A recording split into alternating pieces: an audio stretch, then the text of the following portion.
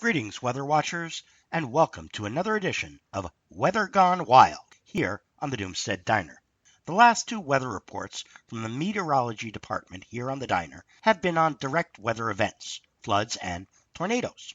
Today's report is coming from our crack team of geologists and astrophysicists to report on the increasing geotectonic activity we have seen over the last 20 years. And we're going to do some speculating on possible causes for this, as well as some of the possible secondary effects being generated, besides buildings crashing down and Homo saps getting crushed.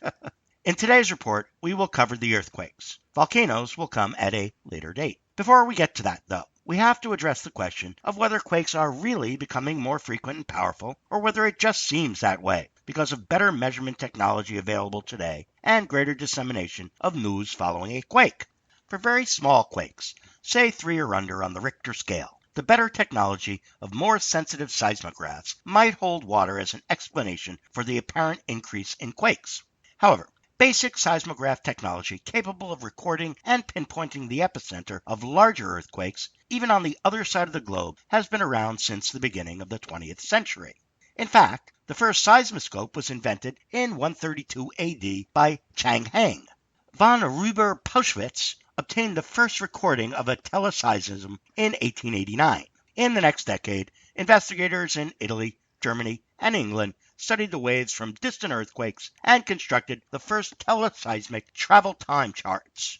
Weichert introduced a seismometer with viscous damping in 1898. That's all courtesy of Wiki. So, while the sensitivity of the equipment has steadily increased over time, and more seismometers in more places are around to record quakes, the USGS and other similar agencies around the world have been able to monitor quakes occurring anywhere, whether there were people around to observe them or not, since the early 1900s, and certainly since the 1950s have been able to record anything of decent size. We're not even going to go back that far, though. Just look at the records from the 1980s to today or so, although most of these graphs do go back to the early 1900s. What you see here is a virtual explosion in the number of powerful quakes from 7 to 9 on the Richter scale, particularly increasing during the noughties, but well underway since the 80s and early 90s. Not only the USGS notices this, of course also the fundies notice it and see it as a sign from God of the impending apocalypse. Whether you are approaching this from the scientific end or the religious end, though, the charts still come up the same way, which is more earthquakes, not just a few more either. We're talking an order of magnitude difference here. For those of you not math inclined, that means 10 times as many now as before the increase got underway. This also means more dead people from earthquakes, for a couple of reasons. First off, it stands to reason that the more big quakes there are globally, the more dead people you will get from this. Besides that, though, there are just a lot more people now on Earth than there were in 1990. Around 5 billion moving into the 90s. Over 7 billion today, almost a 50% increase in just the last quarter century or so. Add to that, most of those people are poor people who live in substandard housing, subject to easy collapse even with a medium-sized quake. It all adds up to more dead people.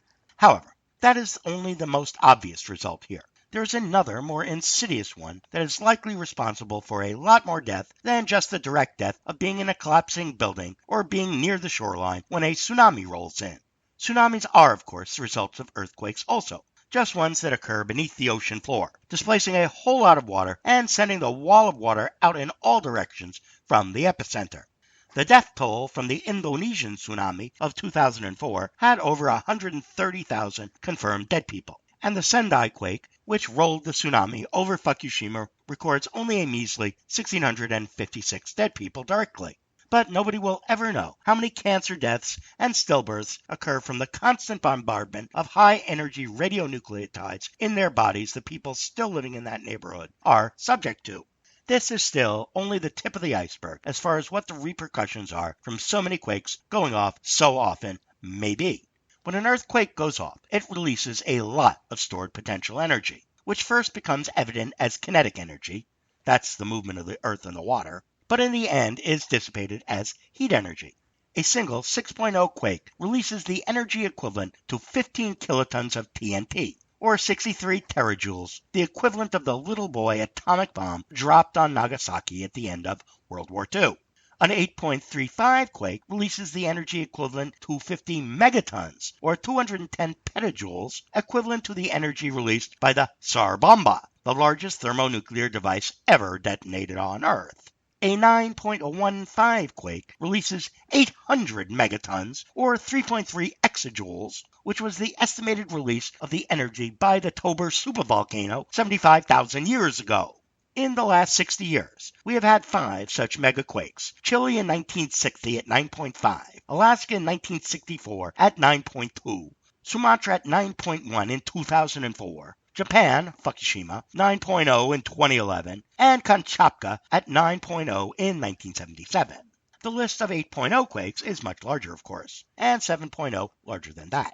In aggregate, smaller quakes may add up to more energy released than the largest one, but that really doesn't matter. What matters is the aggregate of all the energy released, which, since it is demonstrably true that earthquakes in general are occurring 10 times more often than they were a quarter century ago, means that the current energy release is also like 10 times more as well. The big question is, where is all that energy going? The first law of thermodynamics tells us that energy is neither created nor destroyed, only converted from one form to the other. So all that energy released by all those quakes over the last 20 years, which were an order of magnitude larger than the energy released in the prior score of years, had to go somewhere. Where did it go? The answer should be obvious. There is only one heat sink on Earth that could absorb that much energy without increasing in temperature all that much, and that is the global oceans. Can this be verified by the data available? Yes, it can. If you look at the heat content graph of the global oceans over the same time period, it just about precisely matches the increasing number of earthquakes and volcanic events, but I'm saving that one for another rant, occurring over the same time period. As you can see from the graph, from the period between 1990 or so and 2014, total ocean heat content rose from the baseline of 10 to the 22nd joules to 10 times 10 to the 22nd joules, or 10 to the 23rd joules, or just about precisely the same order of magnitude you get from the geotectonics. Why is that significant? Mainly because the increasing heat content of the oceans has just about entirely been attributed to carbon dioxide in the atmosphere, coming from the burning of fossil fuels. That's why. While no doubt this is exacerbating an already bad situation insofar as global climate is concerned, it is doubtful that the energetic effects of the atmosphere on the ocean was contributing nearly as much energy as the Earth itself was contributing to the system over this time period. Either way, however, the increasing heat content in the oceans is clearly the driver for the increasingly violent weather we see around us, which I documented in the prior 2 Weather Gone Wild episodes covering floods and tornadoes.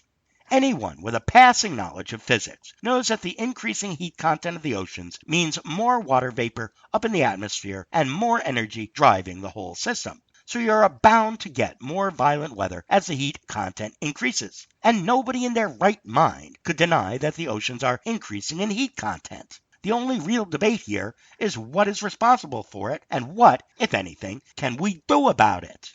If, in fact, it is true that the primary driver is the Earth itself warming the oceans, then there is little to nothing we can do about this. No known technology can reduce the number of earthquakes or volcanic eruptions that occur each year. It's also unlikely we can do too much about total carbon emissions either, if it is true that is the primary driver, because the current level of population depends on this energy to stay at its current level. Nothing short of a total collapse of industrial civilization and a massive die-off of Homo sap will reduce the carbon emissions currently being pitched out. Population reduction is bound to occur here, of course. But even once this does occur, the increasing temperatures and ocean acidification that goes along with that are unlikely to diminish too soon afterward. So, if Homo sap is to survive at some level of population, it's not going to come from stopping the increasing average global temperature rise. It can only come by adaptation to that temperature rise, in one form or another. Migration to higher latitudes and higher elevations will be necessary. Migration away from current coastal cities will be necessary, and developing alternative means of growing food will be necessary as well. Beginning this process now, rather than waiting until the last minute, as New York City and London and Beijing all go the way of Atlantis, would seem like a wise idea in this situation. Finally, we have to ask the question of why the earthquakes are increasing in amplitude and frequency. Any answer to this question is pure speculation, because nobody really understands why the Earth goes through the periodic cycles it does of heating and cooling, thermal maxima times, and ice age times. One hypothesis is the Planet X idea, that there is another planet we are not aware of coming closer to the Earth and affecting its gravitational field. Until this planet actually becomes totally visible, though, it's just speculation. Speculation also that there are unmeasured neutrino fluxes coming from the center of the galaxy heating the core of the Earth, or that there are magnetic field imbalances putting stress on the core, which itself is magnetic due to the high iron content. The Earth's magnetic field does flip periodically, and currently that magnetic field is migrating at a much faster rate than at any time in the last century at least. Nobody knows why the magnetic field flips either. The geologists just know that it does do this at periodic intervals. Then, of course, there's the explanation that this is the finger of God.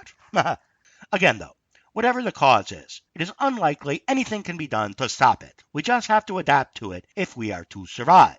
Can such an adaptation be made? Nobody knows the answer to that question either. The only people who will ever be able to answer this question are those who do make the attempt to adapt. If they succeed, the history they tell their children around the campfires will chronicle how they did it. If they fail, there will be no one left to tell any history at all, and it will no longer matter at all here on planet Earth. Until that day arrives, so there's still a lot of history to live, a lot of history to write, and a lot of history to tell stories about to your children and grandchildren. And that's all the doom. This time until next time on Weather Gone Wild, here on the Doomstead Diner.